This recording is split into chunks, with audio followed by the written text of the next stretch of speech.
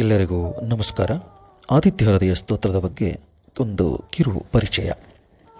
ಆದಿತ್ಯ ಹೃದಯ ಸ್ತೋತ್ರವನ್ನು ಏಕೆ ಪಠಿಸಬೇಕು, ಇದರ ಪ್ರಯೋಜನವೇನು, ಆದಿತ್ಯ ಹೃದಯ ಸ್ತೋತ್ರವನ್ನು ಜಪಿಸುವುದು ಎಷ್ಟು ಪರಿಣಾಮಕಾರಿ, ಇದಲ್ಲದೆ ಭಾನುವಾರದಂದು ಇದನ್ನು ಏಕೆ ವಿಶೇಷವಾಗಿ ಜಪಿಸಬೇಕು.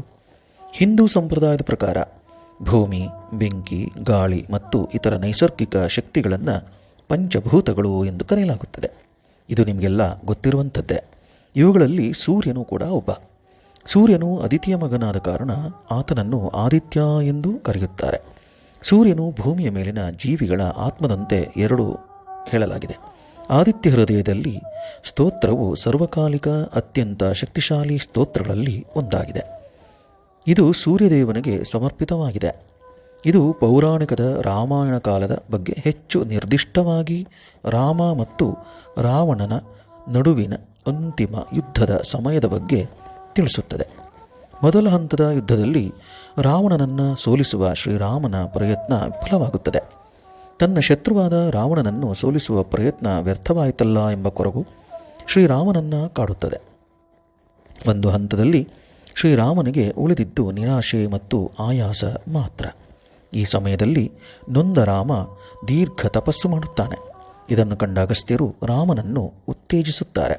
ನಂತರ ಆದಿತ್ಯ ಹೃದಯ ಸ್ತೋತ್ರವನ್ನು ಪಠಿಸುತ್ತಾ ಸೂರ್ಯನಿಗೆ ತನ್ನ ಪ್ರಾರ್ಥನೆ ಸಲ್ಲಿಸುವಂತೆ ಅಗಸ್ತ್ಯ ಮಹಾಮುನಿಗಳು ಹೇಳಿಕೊಡುತ್ತಾರೆ. ಇದನ್ನು ಮಾಡುತ್ತಿದ್ದಂತೆ ರಾಮನು ಅತ್ಯಂತ ಶಕ್ತಿ ಮತ್ತು ನಿರ್ಣಾಯಕ ಹೋರಾಟಕ್ಕೆ ಸಿದ್ಧನಾಗುತ್ತಾನೆ. ಆದಿತ್ಯ ಹೃದಯ ಸ್ತೋತ್ರ ಪಠಣದಿಂದ ನೀವು ಅಂದುಕೊಂಡ ಕೆಲಸ ಕಾರ್ಯ ಪೂರ್ಣಗೊಳಿಸಬಹುದು. ಅದಕ್ಕಾಗಿ ಶ್ರೀರಾಮನು ಕೂಡ ಯುದ್ಧಕ್ಕೆ ಮುನ್ನ ಸ್ತೋತ್ರವನ್ನು ಪಠಿಸುತ್ತಾನೆ. ನಮಗೆ ಏನಾದರೂ ಪ್ರಯೋಜನವಾಗುವವರೆಗೆ ನಾವು ಎಂದಿಗೂ ಯಾವುದರ ಬಗ್ಗೆಯೂ ಆಸಕ್ತಿ ವಹಿಸುವುದಿಲ್ಲ. ಆದಿತ್ಯ ಹೃದಯ ಸ್ತೋತ್ರವು ಅಸಂಖ್ಯಾತ ವಿಶ್ವಾಸಗಳು ಮತ್ತು ಪ್ರಯೋಜನಗಳನ್ನು ಹೊಂದಿದೆ. ಅಂತಹ ಪ್ರಯೋಜನಗಳು ಇಲ್ಲಿವೆ. ಭಗವಂತನ ಸೂರ್ಯನ ಆಶೀರ್ವಾದದಿಂದ ನಿಮ್ಮ ಕಾರ್ಯಗಳು ಮತ್ತು ಪ್ರಯತ್ನಗಳಲ್ಲಿ ಯಶಸ್ವಿಯಾಗಲು ಈ ಸ್ತೋತ್ರ ಪರಿಣಾಮಕಾರಿ ಹಾಗೂ ಸಹಾಯ ಮಾಡುತ್ತದೆ. ಇದು ನಿಮ್ಮಲ್ಲಿನ ಆತಂಕಗಳನ್ನು ತೆಗೆದುಹಾಕುತ್ತದೆ. ಇದು ನಿಮ್ಮ ಜೀವನದ ಹಾದಿಗೆ ಧೈರ್ಯವನ್ನು ತರುತ್ತದೆ.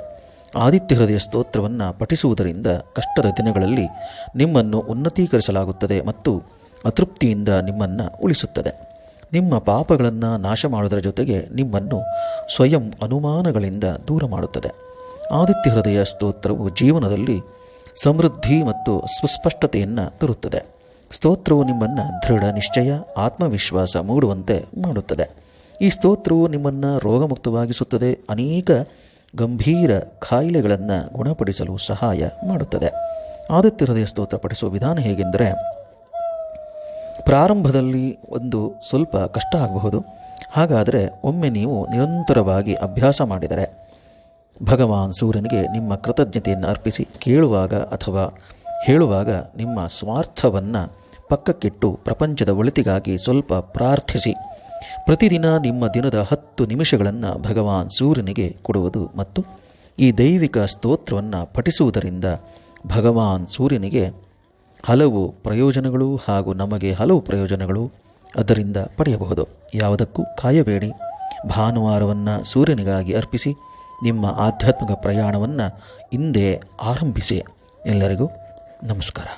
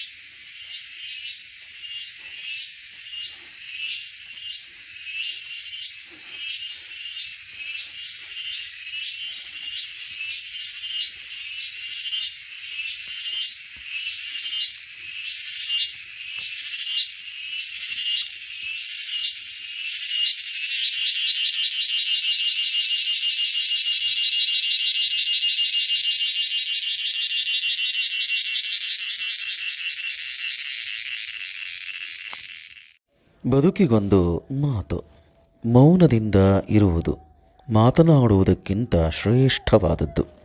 ಮಾತನಾಡಿದರೆ ಸತ್ಯವನ್ನೇ ಮಾತನಾಡಬೇಕು. ಆಡುವ ಮಾತು ಸತ್ಯವಾಗಿಯೂ ಪ್ರಿಯವಾಗಿಯೂ ಧರ್ಮದಿಂದಲೂ ಕೂಡಿದ್ದರೆ ಅಲ್ಲಿ ಭಗವಂತನ ವಾಸಸ್ಥಾನ ಇದ್ದಂತೆ. ನಮಸ್ಕಾರ. ಬದುಕಿಗೊಂದು ಮಾತು. 100 ಮನಸ್ಸುಗಳನ್ನು ಮುರಿಯಲು ಒಂದು ಮಾತು ಸಾಕು. 100 ಕನಸುಗಳನ್ನು ನುಚ್ಚುನೂರು ಮಾಡಲು ಒಂದು ಕೆಟ್ಟ ಆಲೋಚನೆ ಸಾಕು. ಯಾವುದೇ ಕಾರಣಕ್ಕೂ ನಿರಾಶರಾಗಬೇಡಿ. ಕೆಟ್ಟ ಯೋಚನೆಗಳಿಂದ ದೂರ ಇರಿ. ಕೆಟ್ಟದಾಗಿ ಯೋಚಿಸುವವರ ಸಂಗ ಮಾಡಬೇಡಿ. ನಿಮ್ಮ ಮೇಲೆ, ನಿಮ್ಮ ಕೆಲಸದ ಮೇಲೆ, ದೇವರ ಮೇಲೆ ನಂಬಿಕೆ ಇಟ್ಟು ಮುಂದೆ ಸಾಗಿ. ಜಯವು ನಿಮ್ಮ ಜೊತೆಯಲ್ಲೇ ಇರುತ್ತದೆ. ನಮಸ್ಕಾರ. ಬದುಕಿಗೊಂದು ಮಾತು. ನಿಮ್ಮ ನಿಜ ಜೀವನದ ಸಂಗಾತಿ ನಿಮ್ಮ ದೇಹ. ನಿಮ್ಮ ದೇಹ ಪ್ರತಿಕ್ರಿಯಿಸುವುದನ್ನು ನಿಲ್ಲಿಸಿದ ನಂತರ ಯಾರೂ ನಿಮ್ಮೊಂದಿಗೆ ಇಲ್ಲ. ನೀವು ಮತ್ತು ನಿಮ್ಮ ದೇಹವು ಹುಟ್ಟಿನಿಂದ ಸಾವಿನವರೆಗೂ ಒಟ್ಟಿಗೆ ಇರುತ್ತೀರಿ. ನಿಮ್ಮ ದೇಹದ ಬಗ್ಗೆ ಕಾಳಜಿ ವಹಿಸಿದರೆ ನಿಮ್ಮ ದೇಹವು ನಿಮ್ಮ ಬಗ್ಗೆ ಕಾಳಜಿ ವಹಿಸುತ್ತದೆ. ನೀವು ವಾಸಿಸುವ ಏಕೈಕ ವಿಳಾಸ ನಿಮ್ಮ ದೇಹ. ಇದು ಸದಾ ನೆನಪಿನಲ್ಲಿ ಇರಲಿ. ನಮಸ್ಕಾರ. ಬದುಕಿಗೊಂದು ಮಾತು. ಗಂಗೆಯಲ್ಲಿ ಸ್ನಾನ ಮಾಡಿದ ತಕ್ಷಣ ಪಾಪ ಕಳೆದು ಹೋಗುವುದಿಲ್ಲ. ಮನಸ್ಸಿನಲ್ಲಿ ಹುಟ್ಟುವ ಯೋಚನೆಗಳು ಮನಸ್ಸಿನಲ್ಲಿಯೇ ನಿಂದನೆಗಳು, ಮನಸ್ಸಿನಲ್ಲಿಯೇ ಶಾಪ ಹಾಕುವುದು. ಇನ್ನೊಬ್ಬರಿಗೆ ಕೆಟ್ಟದ್ದನ್ನು ಬಯಸಿದರೆ ನೀನು ಯಾವ ಗಂಗೆಯಲ್ಲಿ ಮಿಂದರೂ ಪ್ರಯೋಜನವಿಲ್ಲ. ಅದಕ್ಕೆ ಭಗವಂತನ ನಾಮಸ್ಮರಣೆ ಒಂದೇ ದಾರಿಯಾಗಿದ್ದು, ಮನಸ್ಸನ್ನು ತೊಳೆದರೆ ಅದೇ ಗಂಗಾ ಸ್ನಾನ ಮಾಡಿದಂತೆ. ನಮಸ್ಕಾರ. ಬದುಕಿಗೊಂದು ಮಾತು. ಕೆಲವು ಜನರಿಗೆ ಮಕ್ಕಳು, ಸ್ನೇಹಿತರು, ಹಣ, ಬಂಧುಗಳು, ಹೆಂಡತಿ, ಊರು, ಮನೆ ಯಾವುದೂ ಇರುವುದಿಲ್ಲ. ಆದರೂ ಅವರಿಗೆ ವೈರಾಗ್ಯ ಹುಟ್ಟದು. ಏಕೆಂದರೆ ವೈರಾಗ್ಯವೆನ್ನುವುದು ಹೊರಗಿನ ವಸ್ತುಗಳಿಂದಲ್ಲ, ತನ್ನ ಮನಸ್ಸಿನ ಸ್ಥಿರತೆಯಿಂದ ಸಿದ್ಧಿಸುವಂಥದ್ದು ಎಂಬುದನ್ನು ಸದಾ ನೆನಪಿನಲ್ಲಿ ಇರಬೇಕು. ಮನಸ್ಸೇ ಎಲ್ಲದಕ್ಕೂ ಕಾರಣ. ನಮಸ್ಕಾರ. ಬದುಕಿಗೊಂದು ಮಾತು. ಯಾವ ಕೆಲಸವನ್ನು ಮಾಡುವುದರಿಂದ ವೃದ್ಧಾಪ್ಯದಲ್ಲಿ ಸುಖವಾಗಿರಲು ಸಾಧ್ಯವಾಗುವುದೋ ಅಂತಹ ಕಾರ್ಯಗಳನ್ನು ದೇಹದಲ್ಲಿ ಅನಂತ ಶಕ್ತಿ, ಯೌವನ ಇದ್ದಾಗ ಮಾಡಬೇಕು. ಅವಸಾನ ಅಂತರದಲ್ಲಿ ಸದ್ಗತಿಯನ್ನು ಪಡೆಯಲು ಯಾವ ಸತ್ಕಾರ್ಯಗಳನ್ನು ಮಾಡಬೇಕೋ ಅದನ್ನು ಜೀವನ ಪೂರ್ತಿ ಮಾಡಬೇಕು. ಇದನ್ನು ಅರ್ಥ ಮಾಡಿಕೊಂಡು ಜೀವನ ನಡೆಸಬೇಕು. ನಮಸ್ಕಾರ. ಬದುಕಿಗೊಂದು ಮಾತು. ಮನುಷ್ಯನನ್ನ ಚಿಂತೆಯ ಬೆಂಕಿಯಲ್ಲಿ ಸುಡುವ ವಿಷಯಗಳೆಂದರೆ ಪತ್ನಿ ವಿಯೋಗ, ಸ್ವಜನರಿಂದ ಅವಮಾನ, ಯುದ್ಧದಲ್ಲಿ ರಕ್ಷಿಸಲ್ಪಟ್ಟ ಶತ್ರು, ದುಷ್ಟಜನರ ಸೇವೆ, ಬಡತನ, ಒಲವು ತೊರೆದ ಮಿತ್ರ. ಈ 6 ಒಬ್ಬ ವ್ಯಕ್ತಿಯನ್ನು ಬಾಧಿಸಿದರೆ ಬೆಂಕಿ ಇಲ್ಲದೆ ಅವನು ದಿನವೂ ಸುಡುತ್ತಿರುತ್ತಾನೆ. ನಮಸ್ಕಾರ. ಬದುಕಿಗೊಂದು ಮಾತು. ಪ್ರತಿಯೊಬ್ಬ ಮನುಷ್ಯನು ದುಃಖಿಯಾಗಿರುತ್ತಾನೆ.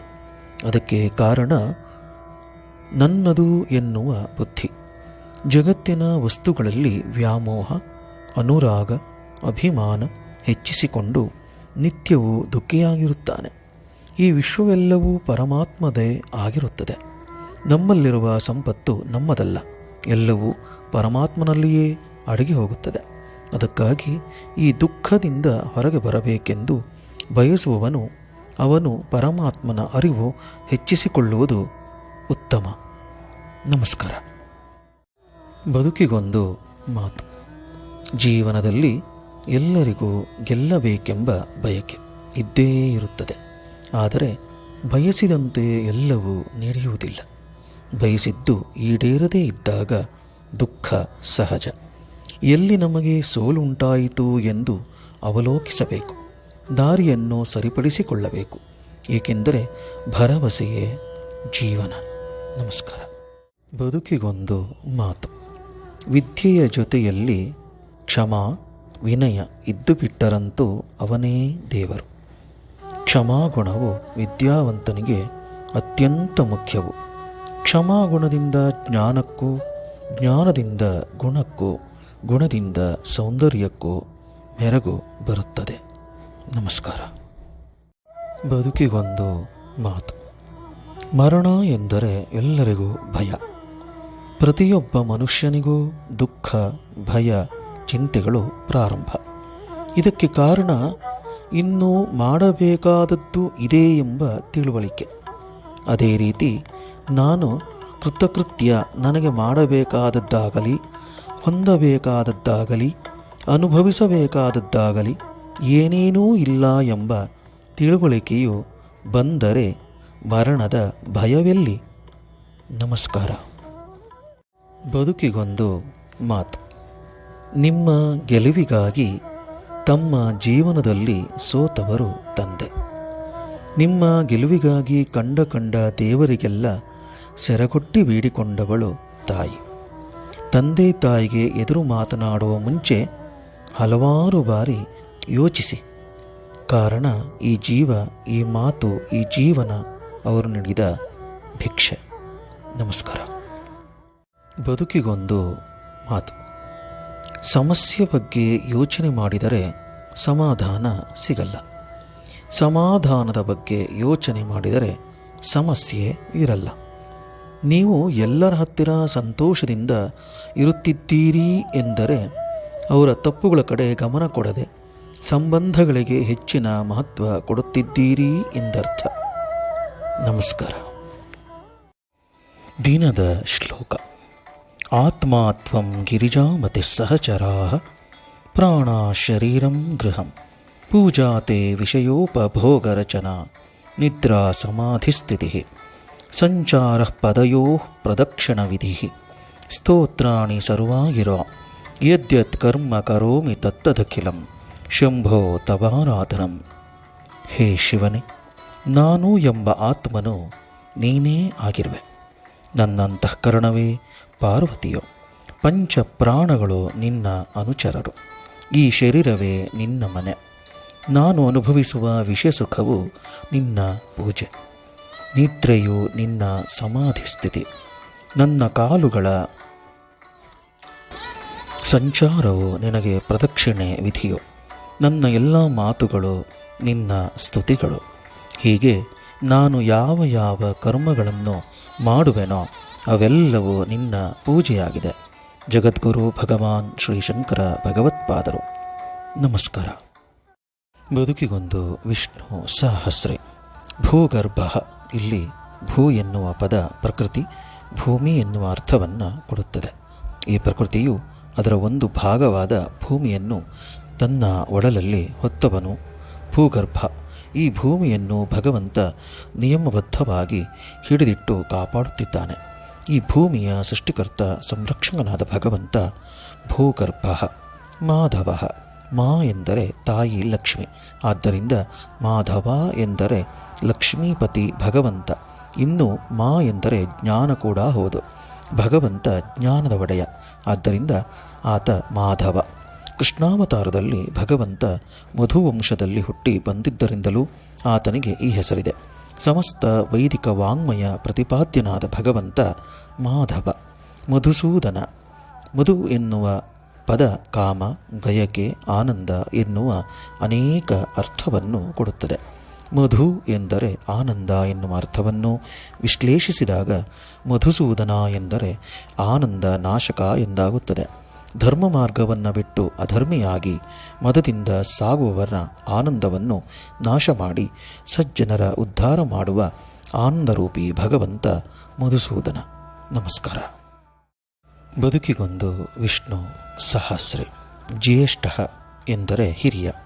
ಎಲ್ಲ ಪ್ರಾಣತತ್ವಗಳನ್ನು ಸೃಷ್ಟಿ ಮಾಡಿ ನಿಯಂತ್ರಿಸುವ ಭಗವಂತ.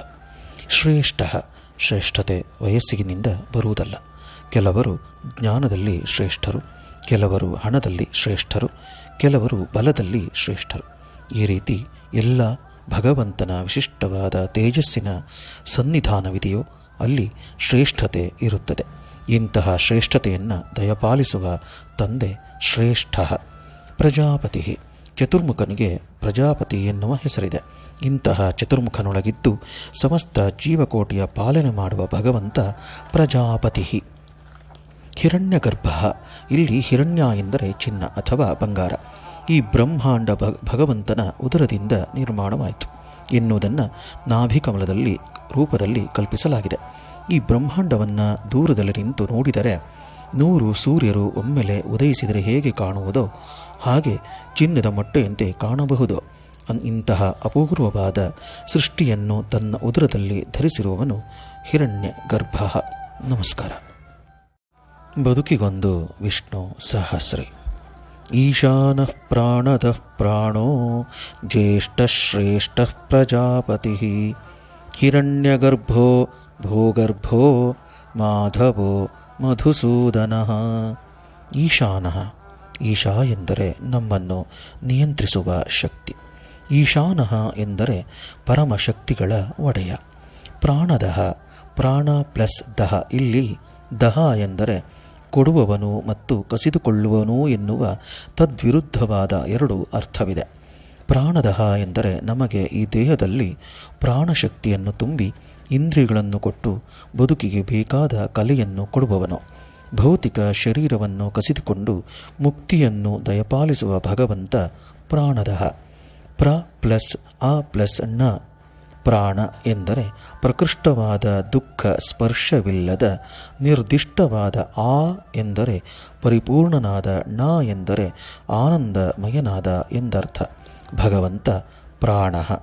ನಮಸ್ಕಾರ. ಬದುಕಿಗೊಂದು ವಿಷ್ಣು ಸಹಸ್ರಿ. ಪವಿತ್ರಂ.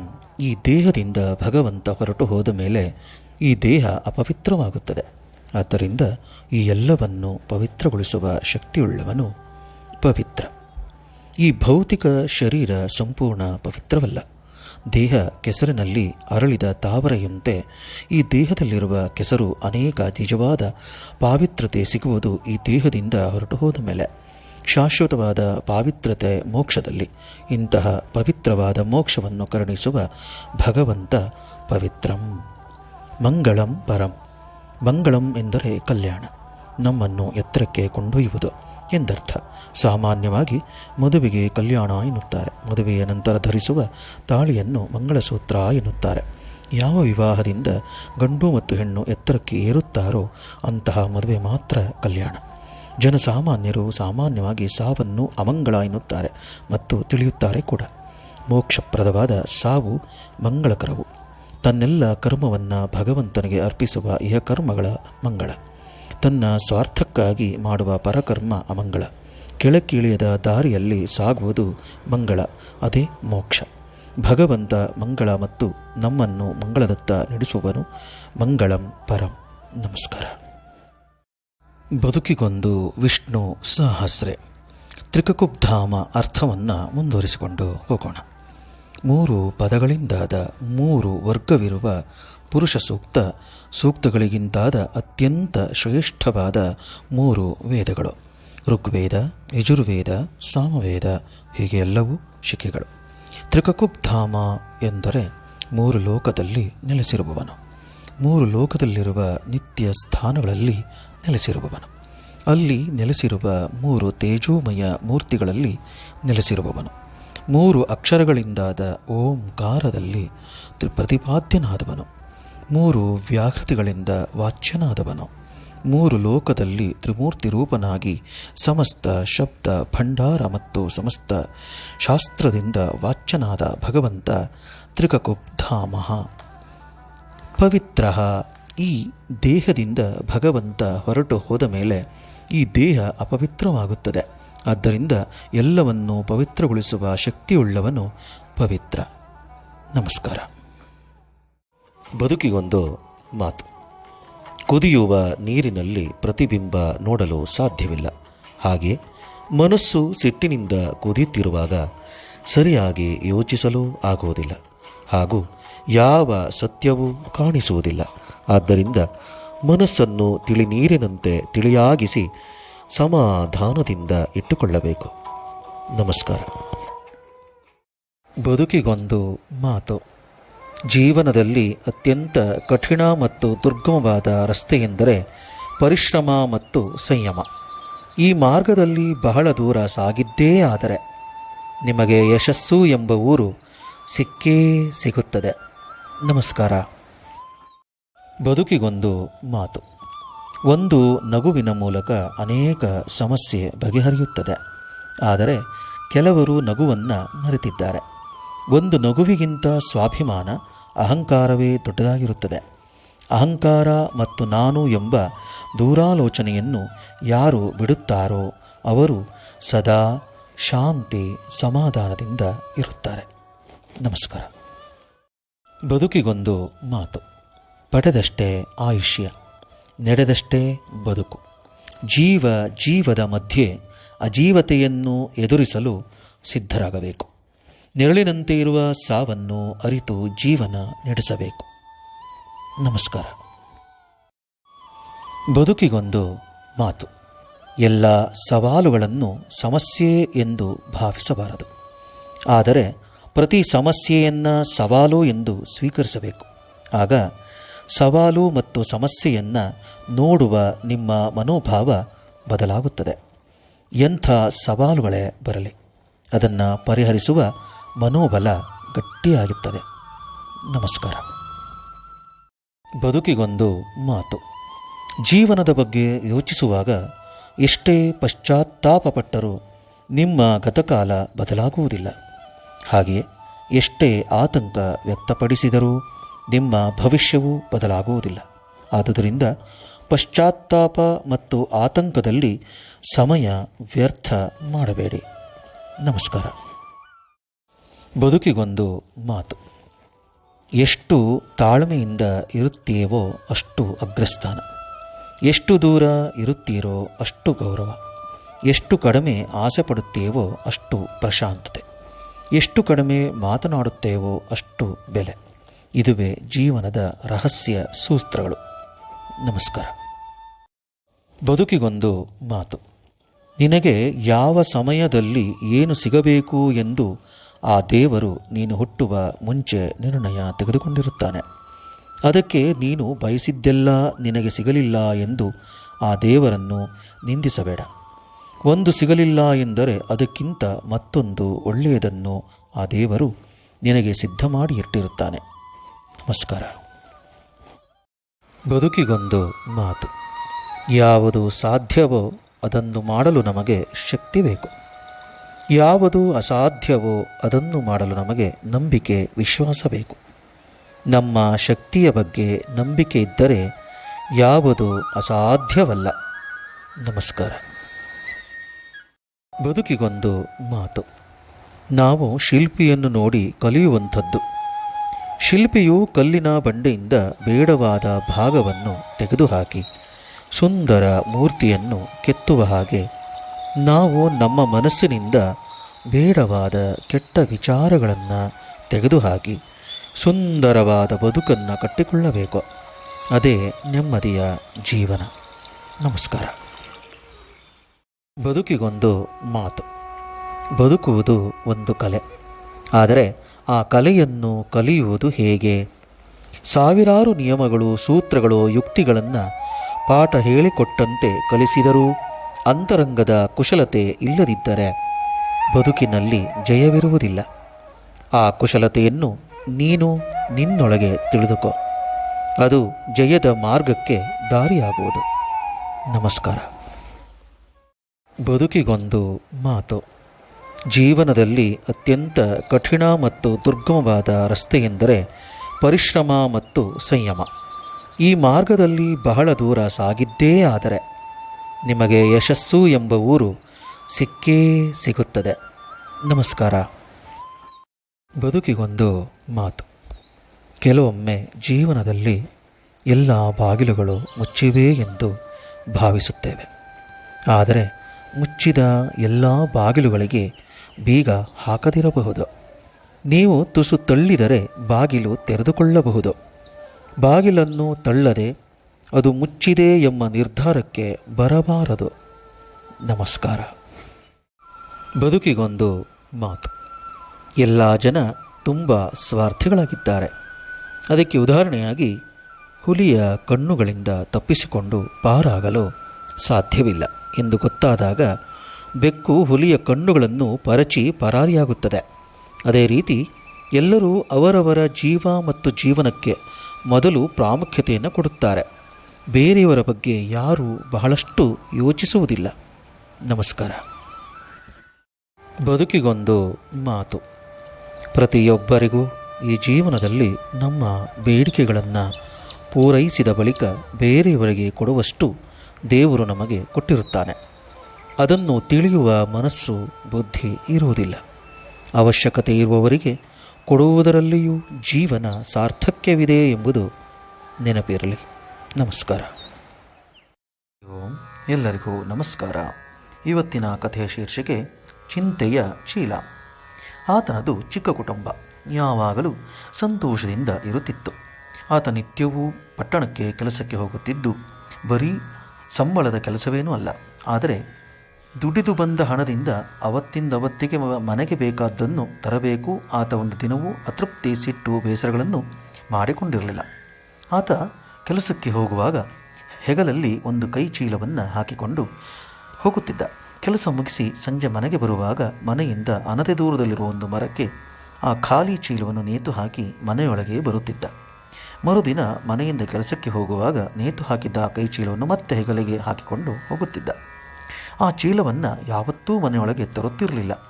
ಇದನ್ನೆಲ್ಲ ದೂರದಿಂದ ಗಮನಿಸುತ್ತಿದ್ದ ಒಬ್ಬ ವ್ಯಕ್ತಿ ಆತನ ಹತ್ತಿರ ಬಂದು ಕೇಳಿದ, ನೀನು ನಿತ್ಯವೂ ಆ ಖಾಲಿ ಚೀಲವನ್ನು ಹೊರಗೆ ಹೋಗುವಾಗ ತೆಗೆದುಕೊಂಡು ಹೋಗಿ ಬಂದ ಮೇಲೆ ಆ ಮರಕ್ಕೆ ನೇತು ಹಾಕಿ ಮನೆ ಒಳಗೆ ಏಕೆ ತೆಗೆದುಕೊಂಡು ಹೋಗುವುದಿಲ್ಲ ಎಂದು ಕೇಳಿದ. ಅದಕ್ಕಾತ, ಹೌದು, ಹೊರಗಿನ ಚಿಂತೆಗಳನ್ನು ಮನೆಗೆ ತೆಗೆದುಕೊಂಡು ಹೋಗಬಾರದೆಂಬ ಉದ್ದೇಶದಿಂದ ನಾನು ಕೆಲಸಕ್ಕೆ ಹೋಗುವಾಗ ಖಾಲಿ ಚೀಲವನ್ನು ತೆಗೆದುಕೊಂಡು ಹೋಗುತ್ತೇನೆ. ಕೆಲಸ ಮುಗಿದ ಹಾಗೆ ಇಡೀ ದಿನದ ಚಿಂತೆಗಳನ್ನು ಆ ಚೀಲದಲ್ಲಿ ತುಂಬಿಸುತ್ತೇನೆ. ಮನೆಗೆ ಬರುವಾಗ ಚಿಂತೆಯ ಭಾರದಿಂದ ತುಂಬಿರುವ ಚೀಲವನ್ನು ಮರಕ್ಕೆ ನೇತು ಹಾಕಿ ಮನೆ ಒಳಗೆ ಸಂತೋಷದಿಂದ ಹೋಗುತ್ತೇನೆ. ಹೆಂಡತಿ ಮಕ್ಕಳೊಂದಿಗೆ ನಗುನಗುತ್ತಾ ಕಳೆಯುತ್ತೇನೆ. ರಾತ್ರಿ ಮಲಗಿ ಬೆಳಗ್ಗೆ ಹೊರಡುವಾಗ ಕೈ ಚೀಲ ತೆಗೆದುಕೊಂಡರೆ ಚಿಂತೆಗಳೆಲ್ಲ ಕರಗಿ ಚೀಲ ಹಗುರವಾಗಿರುತ್ತದೆ ಎಂದನು. ಹೊರಗಿನ ಚಿಂತೆ ಹೊರಗೆ ಇರಲಿ, ಮನೆಯ ಸಂತೋಷ ಮನೆಯೊಳಗೆ ಇರಲಿ ಎಂಬುದೇ ಈ ಕಥೆಯ ನೀತಿ. ಎಲ್ಲರಿಗೂ ನಮಸ್ಕಾರ. ಜೈ ಶ್ರೀರಾಮ.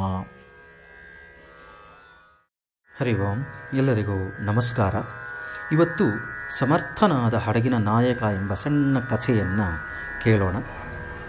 ಇದು ನನಗೆ ಸ್ನೇಹಿತರೊಬ್ಬರು ಹೇಳಿದ ಸಣ್ಣ ಕಥೆ. ಅವರು ತಮ್ಮ ಪರಿವಾರದೊಂದಿಗೆ ರಜಾದಿನಗಳನ್ನು ಕಳೆಯಲು ದಕ್ಷಿಣ ಸಮುದ್ರದಲ್ಲಿ ಹಡಗನ್ನೇರಿ ಹೊರಟಿದ್ದರು. ಅದು ಅತ್ಯಂತ ಶ್ರೀಮಂತರಿಗೆ ಮಾತ್ರ ಮೀಸಲಾದ ಸಂಪೂರ್ಣ ಮನರಂಜನೆಗಾಗಿಯೇ ಇರುವ ಹಡಗು. ಅಲ್ಲಿಯ ವೈಭವ, ಆಕರ್ಷಣೆಯನ್ನು ಹೇಳಲು ಸಾಧ್ಯ. ಒಂದು ದಿನ ರಾತ್ರಿ ಹಡಗಿನ ನಾಯಕ ಎಲ್ಲರಿಗೂ ಒಂದು ಸಂದೇಶವನ್ನು ಕಳುಹಿಸಿದ. ಮರುದಿನ ಹಡಗು ಮಧ್ಯಾಹ್ನ ಸುಮಾರು 1 ಗಂಟೆಯ ಹೊತ್ತಿಗೆ ಹವಳದ ಸಮುದ್ರವನ್ನು ಸೇರುತ್ತದೆ. ಇದು ಅದ್ಭುತವಾದ ಮತ್ತು ಅಷ್ಟೇ ಅಪಾಯಕಾರಿಯಾದ ಪ್ರಯಾಣ. ಈ ಭಾರೀ ಹಡಗು ಸಮುದ್ರದಲ್ಲಿ ತೇಲಬೇಕಾದರೆ ಕೆಳಗೆ ಕನಿಷ್ಠ 50ರಿಂದ 60 ಅಡಿ ನೀರು ಇರಬೇಕು.